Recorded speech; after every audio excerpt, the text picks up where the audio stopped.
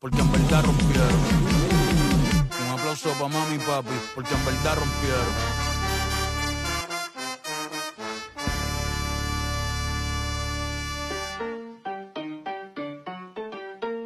We are representing the Philippines. Alam niyo kung ano ang isa sa pinakamagandang bagay sa pagiging Filipino abroad? Kahit iba-iba kami ng profesyon. May mga guro, sports coordinator, office professional, administrators, at iba-iba rin ang pinanggalingang field.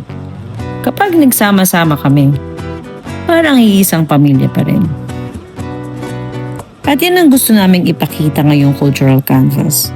Hindi lang kami nagdala ng traditional clothes, performances at pagkain. Dinala namin ang kwento ng pagiging Pilipino. Isang kulturang puno ng respeto, bayanihan, creativity at pagkakaisa. Sa bawat decoration, costume at performance, makikita mo ang effort ng bawat isa. May kanya-kanyang ideas, talento, pero pag pinagsama-sama namin, naging mas makulay at more meaningful ang resulta. Nakakatuwang isipin na kahit magkakaiba ang trabaho namin araw-araw, pag oras na parang pinagmamalaki ang Pilipinas, iisa ang puso namin.